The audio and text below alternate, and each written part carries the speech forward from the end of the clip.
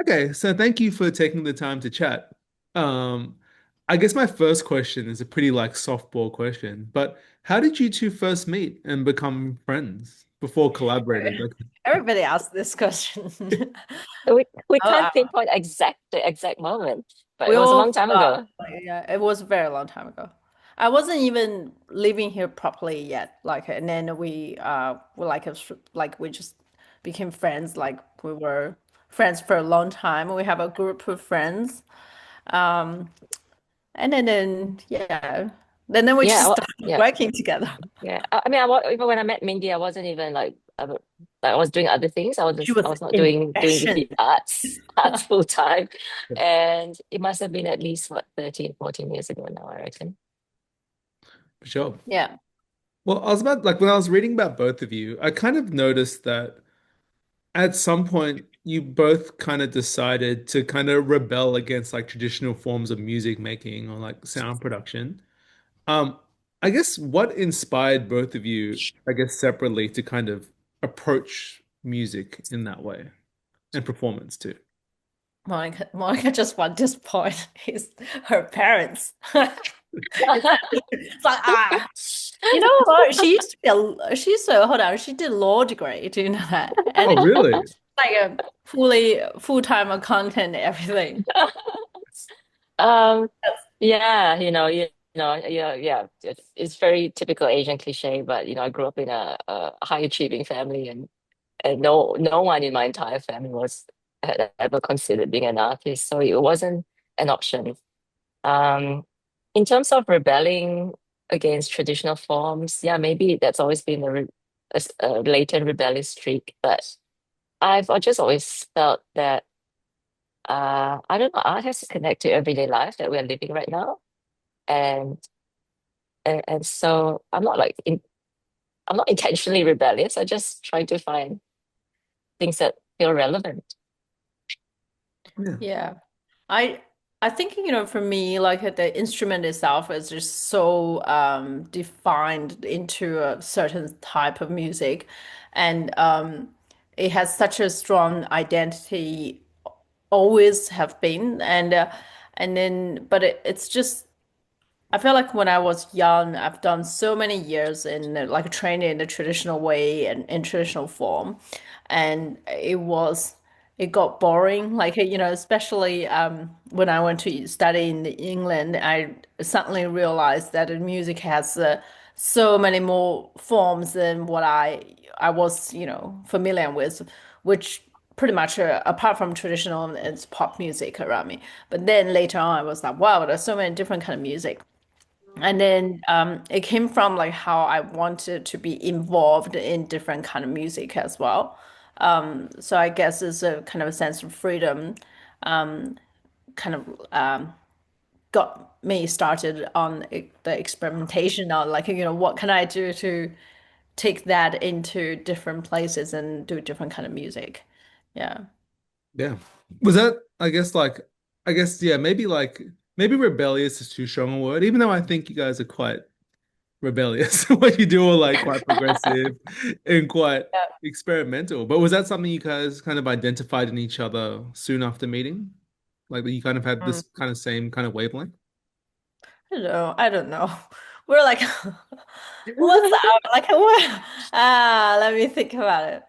We most of the time just get together, eat food, and drink wine. So it wasn't so like, yeah, in the past. And Yeah, but now only, that you and now then that you now, mention it, Andrew, yeah, that's yeah.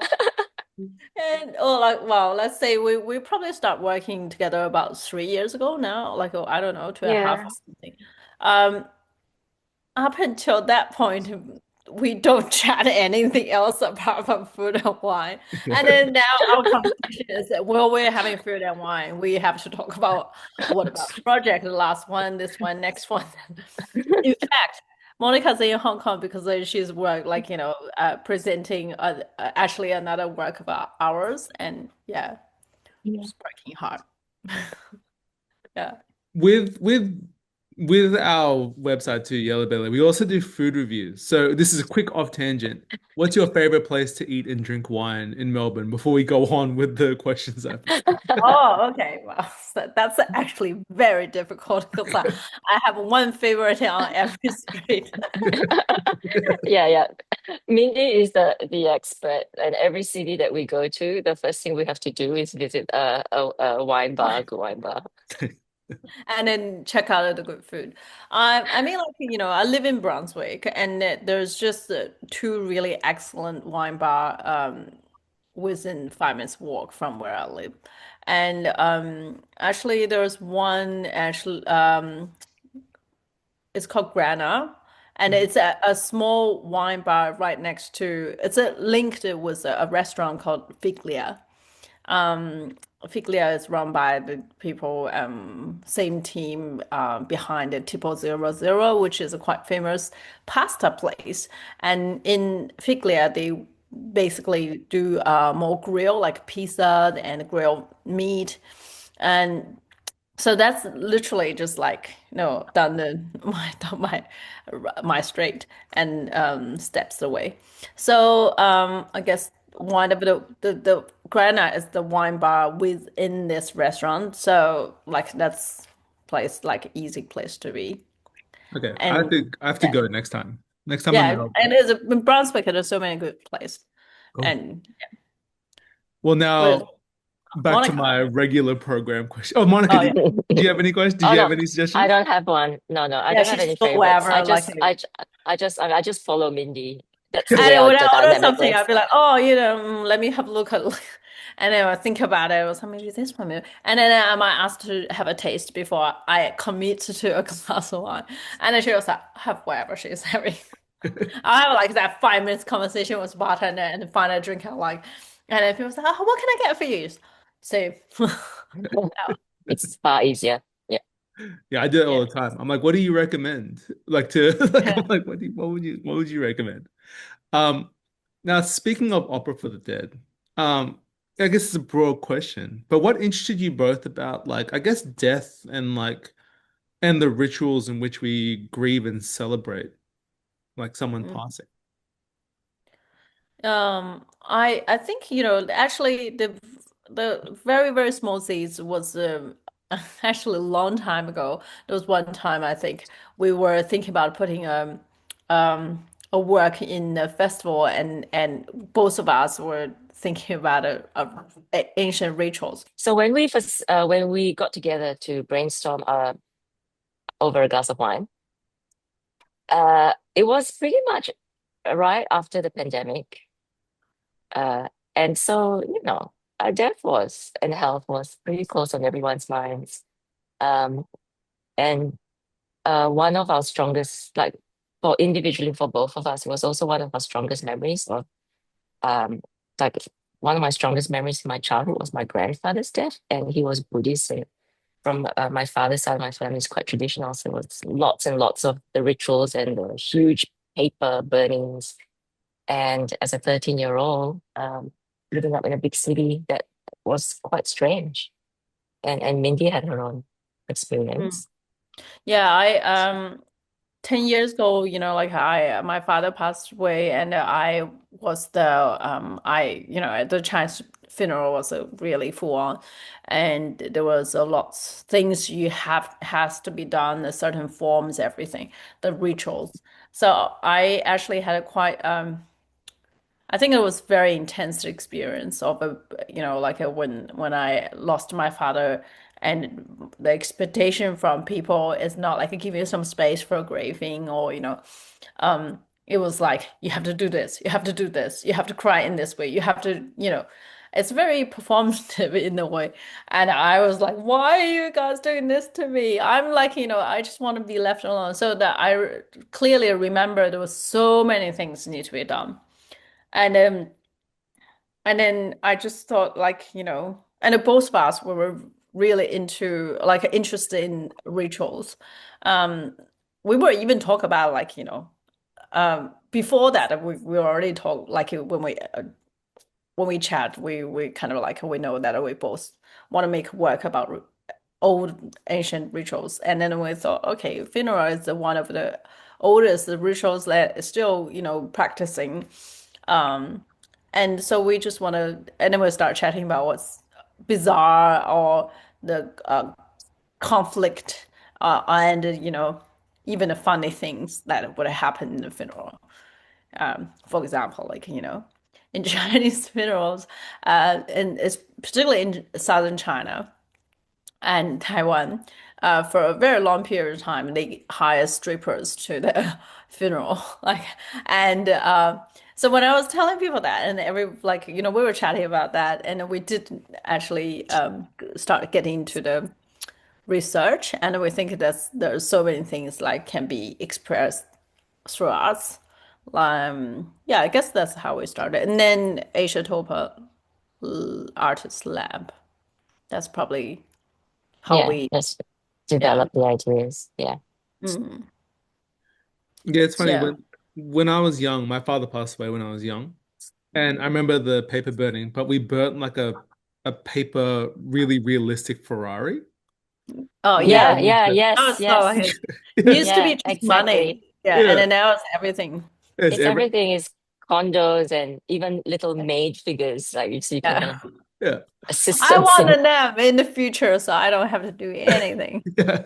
I can't remember this too. I have to think, but I'm not sure if we buried my father or like we burnt his like RSL pass because Mm. him and his dad oh used to work yeah, on RSL.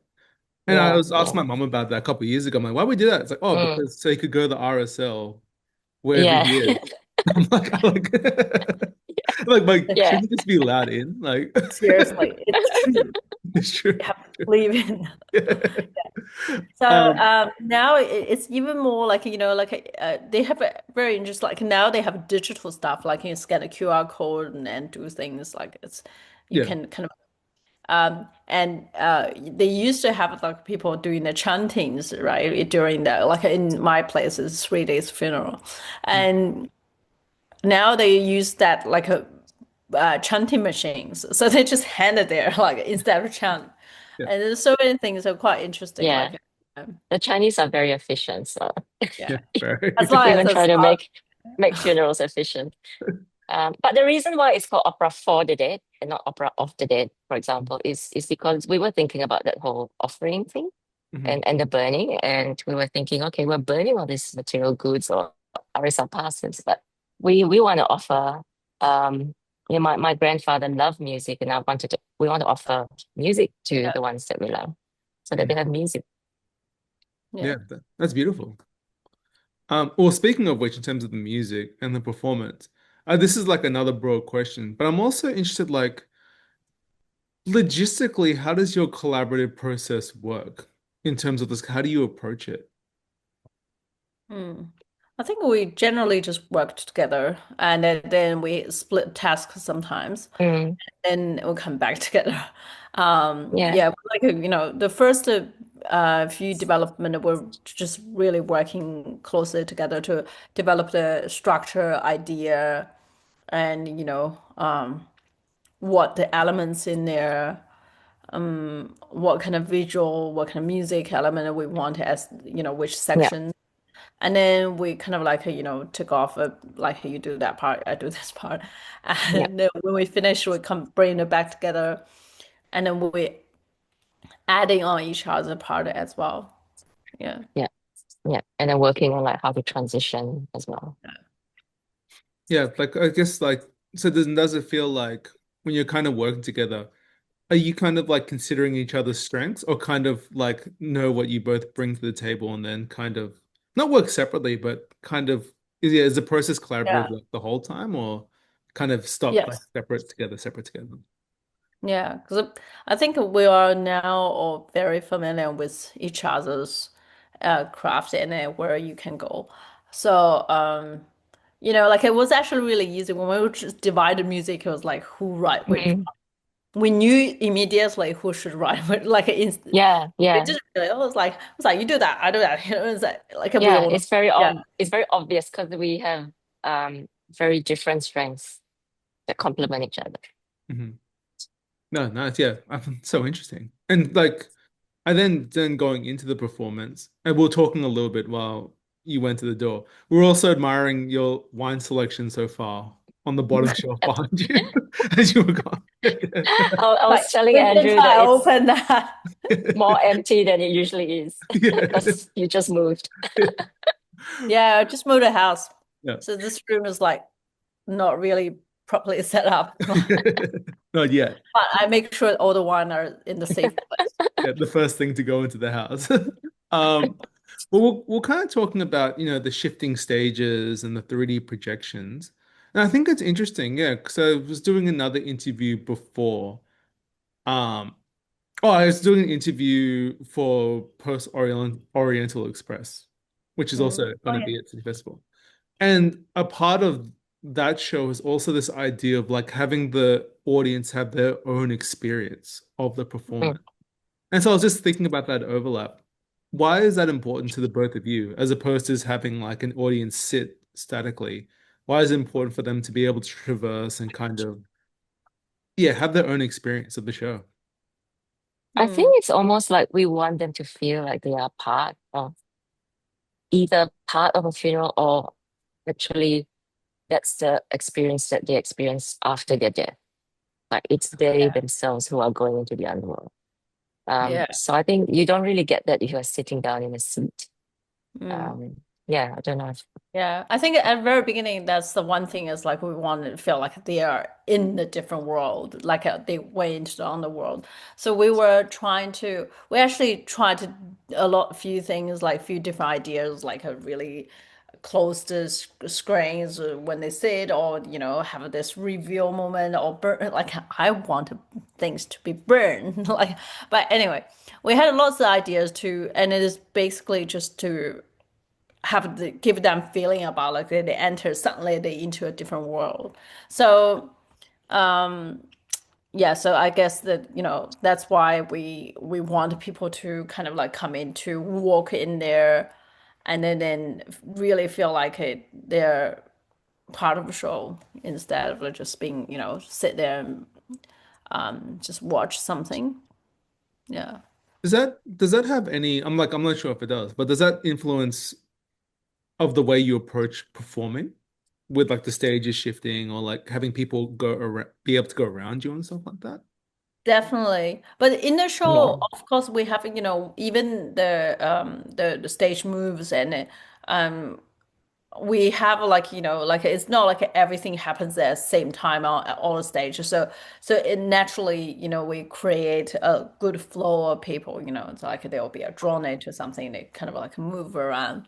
But it definitely like when we were thinking about it, how it's going to be a solo feature now, it's gonna so because the stage the music is not like you would sit down in a chamber performance, you just listen everything from top to end. It serves um the emotional progress in the structure for the show. Yeah, another thing I think why we wanted people to, be part of that is because we actually, I think, why they have their own, what we want them to watch the show in their own way, because everyone has will have very different way of dealing with emotions, and I think, giving them space probably will really make them more like free to into the it, and to watch and feel in the way that they want. Hmm. Yeah. Well, the last question I kind of have is about the kind of theme of duality of the show. Um, Sydney Festival did a write-up, a sentence, and I was going to try and like refigure it, but they did such a good job that I'm just going to read it out for a second. So, um, so they said Opera for the Dead reshapes tradition and finds unexpected resonance between spirituality and materialism, the eternal and the ephemeral, between private grief and public performance. And I was just really interested, I guess, like what we kind of touched a little bit on it before, talking about funerals and death, but what interested you both about like having like this idea of like contradicting elements and themes, like these kind of things that work together, but would be traditionally kind of opposing each other. Yeah, that was Yeah, a I, thing, right? We noticed that's the first thing caught our attention that we decided to actually yeah, make a yeah. And from your very personal experience as well in your yeah. father's funeral, like this contradiction between like having a very private grief but having to perform sadness. Mm, Um, and then for me, like, yeah, just coming from that very Buddhist family on my dad's side, and Buddhism is supposed to be but not material things, but then why are we burning Chanel bags and Ferraris? It was so interesting. Like, and we're not making judgments on any of it. We just find that, yeah. yeah, I mean, It's it's reflect. the human condition. We are all Mm, paradoxical, and and I think maybe it resonated with our practice where we blend tradition and the contemporary. There's always this friction, and it's the friction that makes things interesting. I mean, you know, always. mm. Hmm. Yeah, I think that's like, yeah, it's so interesting because it's something that's like, it's something that everyone understands, but we don't really know. Like, like those contradictions, like even us talking about it, we all understand it and acknowledge it and know it. But when you actually start to peel it back a little bit, you're like, yeah, I actually don't know why we do that Yeah. or why like why we're Yeah. burning this mini Ferrari. Why Like I would they think get strippers to yeah, the strippers, yeah. funeral? But then I think everyone like understands it, like, and maybe that's like a consideration of like death and the way people grieve. Like he kind of like, Mhm. Yeah, um, and I think it's distraction, and we think it's entertainment in a way, like you like it that dead and leave needs both like needs to be entertained, and the probably the meaning behind that is like distraction help you to go through the process, like yeah, that's why the funeral was like originally it's slightly different from place to place, like different regions, but there was time and they have this really popular 7 days 7 days funeral, but now it's mostly standard into 3 days. Greetings. Yeah, so it's like not like it done. It's just give it the time to each day you do different thing and then follow the and it's probably a structure to help you to process the feeling. And now we think about it. hmm. Well, I guess yeah, I just got the notification we have 10 minutes left on this meeting. I just had one last quick little question. Because I was thinking about, yeah, the show, and as we are talking about death and like things ending, because the show started at Asiatopia and now it's at Yeah. Sydney Festival. Like, I guess like in a weird way, like I guess the life cycle of a show or a performance like this, when it kind of comes to an end, is it hard to let it go, or is it kind of ready to move on? Like, what's your feeling We towards? already moved on. We're already doing the second one. We can't tell you what, but it's opera for the Something. yeah, yeah, But to that point, like we never have a chance to grieve or like to feel yeah. anything because the moment we finish, we have to pack up. Yeah, yeah, exactly. Like the at the last season we had two shows, and then everybody, like all the other performers, so they can leave, and Monica and I, we had to stay until everything, like for the bump out and then everything back up. So it's like the show on the road is not as glamorous as it looks. It just takes a lot of work. Yeah, it's funny. I went to a J-pop show recently, Adarashi Gakko, when they came to Sydney, Uh, and it's funny because the show was so like hyper and so like fun. yeah. But as soon as the show ended, they put the house lights on, everyone empties out. The security people Yeah, start taking down the streamers that have been like put yeah, on the lights. Like yeah, everyone starts yeah, sweeping That's up. that's kind of what we do after show as well. yeah, yeah. The magic of theater, right? Yeah. Well, thank you both for taking the time to chat. I'm so excited Well, to see thank the show. you. Yeah, Yeah, please come and say hello after. Yeah, yeah. I Yeah, would love to. yeah. Sure.